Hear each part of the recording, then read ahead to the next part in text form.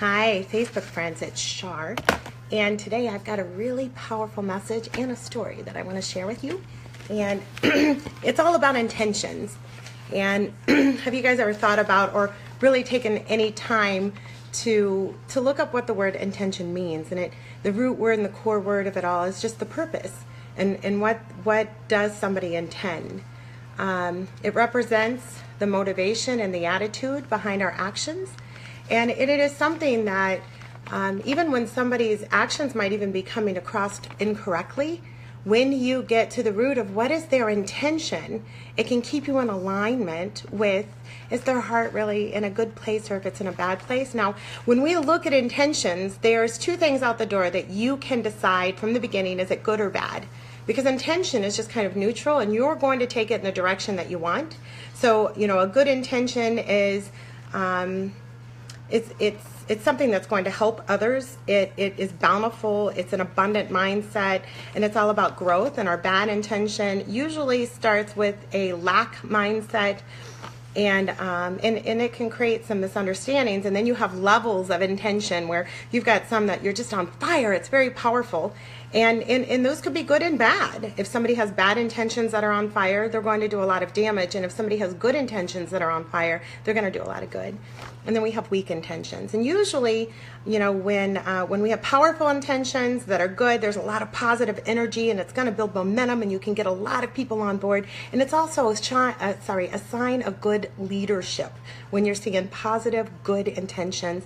Now, our weak, bad intentions usually also are the quickest. These are usually the people who are the quickest to buy into others' failures rather than to buy into their own reality of where they're at, and they can create a lot of misunderstanding. And this is going to lead to a very important message that I want to share with you.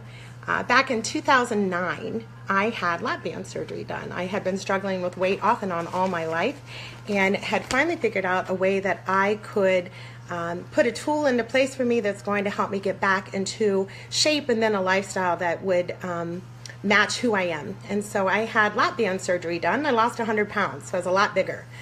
And back in 2009, I knew when I had the lap band surgery that eventually I was going to need some cosmetic surgery because there's a lot of hangy skin when you lose 100 pounds. And so back in 2015, I visited a local plastic surgeon, and I learned about a clinical online medical community. And it was a fantastic community because when I went to go have gain some knowledge on the surgery I was going to have, there were people who had already had the surgery and they share their pictures, and there are people who are getting ready to have their surgery, and then they share their pictures and you can talk to each other. I know when I had my surgery in December, there were things like I needed to get a raised toilet stool and some other stuff that I didn't know had I not had this resource. And so back in December, I started documenting my own journey because I had a lower body lift done. Because when you lose 100 pounds, you have a lot of extra skin, and they go in and they're just removing the skin. And I wanted to make sure that I shared that journey within this clinical medical community online to help other people, because there are other people out there, this is all across the United States, that through my journey, there were some things that I couldn't ever get good pictures of or knew what was happening. So I wanted to make sure in my journey that I was documenting all that, and I did one hours after the surgery, 3 days after, 7 days after, and it was all with good intentions of helping create just a better community. Well, recently, as of yesterday, matter of fact, it was brought to my attention that someone in the real estate world here in Des Moines found, downloaded, and have shared these pictures with behind the scenes. They're kind of being passed behind the scenes to everybody else. These are my clinical pictures of my surgery journey, including a few of the local brokers. They're all having fun sharing these pictures back and forth, and at my expense, especially at the stage of what I'm going through right now. So I want to make sure that I get to the heart of the matter, and it all goes back to what our intentions are. And if we look at intentions and you're wanting to know what a good litmus of intentions are, you really just need to look at the motive. Motive is the reason for doing something. And so my motive, when I look back on why I had taken pictures in a clinical, where you have a password and it is got an account you have to open up. This isn't an open book to everybody. This is somebody else in Des Moines who was obviously visiting with a plastic surgeon, was referenced to this site, and why they were visiting this site came across my pictures. My actions were very pure, and it's all in helping one another and to build a better community.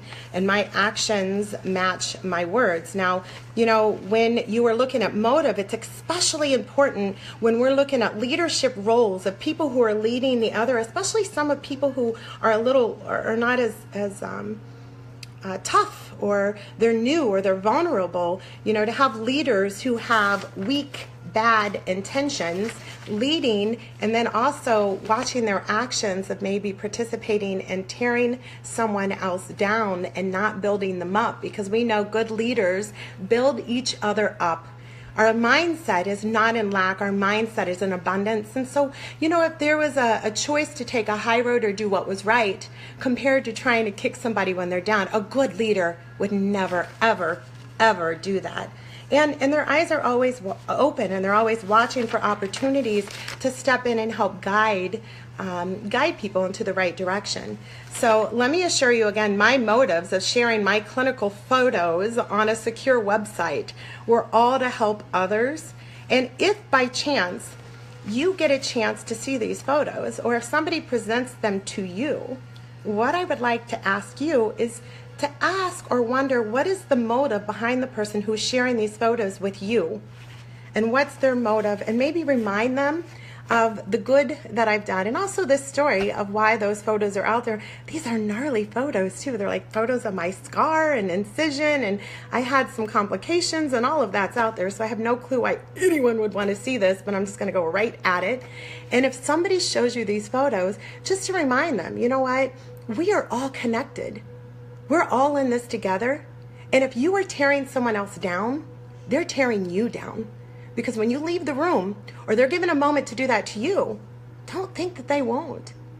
So you guys remember my whole mantra. I've got a picture here. It's actually that canvas I've told you guys about. It's this Mother Teresa saying here about people are often unreasonable, irrational, and self-centered.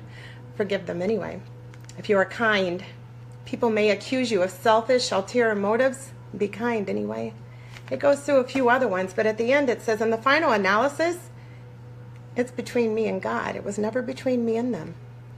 And it just makes me a better person, and kind of strengthens me in ways that didn't even know I needed. So you guys remember, I am so happy that you're here and that you're watching this.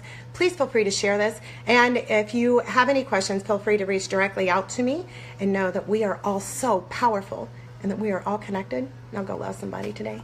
Bye.